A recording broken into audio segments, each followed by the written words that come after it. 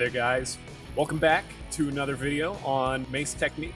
It's a beautiful day here, as you can see, in Austin, Texas. It has not been that way for the last few days. I did not know that it could be not hot in Texas. Apparently it can. Today we're going to do flourishes. If you've never done them before, hopefully this gives you a little jump start into that technique. They're really useful. You could do entire routines with just flourishes. And hopefully if you've done flourishes before, maybe you find something in this video that's useful, maybe a different approach. Let's get to spinning.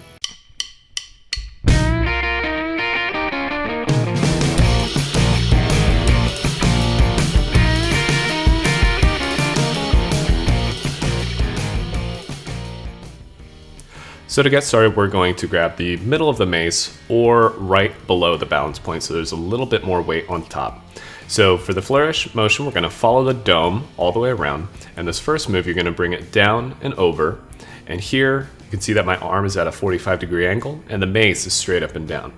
You're going to continue in that same direction till your arm is straight out and the mace is straight up and down. Letting the dome of the mace continue to fall behind your shoulder.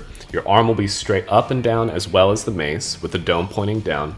Continue that motion to bring it back in front of you to where you first started. Keep your wrists as relaxed as possible to allow for the maximum amount of flexibility and freedom. Once you feel really comfortable with these individual spots, start to piece it all together in one fluid, slow motion. Take your time and make sure that the technique is correct before you try and speed it up. Take your time weaving those all together, and pretty soon you will be doing flourishes. And good question, yes, you should absolutely do this on the other side, even though you'll probably feel as uncomfortable as I look right now. Here's some flourishes from the back, and hopefully you can kind of get an idea of what I'm doing here. So the dome right there is going to fall behind your shoulder, and you're going to bring it back around. From the side here, you'll hopefully see that I'm staying flat to the front and flat to the back when I'm doing these. In the biz, we call this being inside the toaster. So now we're going to talk about handoffs, which is where you pass the mace off from one hand to the other. So after your first flourish, you can imagine going into a prop spin. Remember back to those where we grab both thumbs down, left under right. This is where you hand it off and flourish out of it. I then bring it back around and grab it both palms up as if though we're a prop spin and continue to flourish. Take flourishes, prop spins, and a few pops here and there, and a whole world of routines are at your fingertips.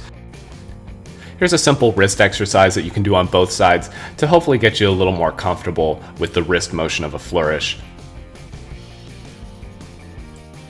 So you're feeling pretty comfortable with flourishes, and you're thinking, man, these are way too easy, I need something harder. Give this a try.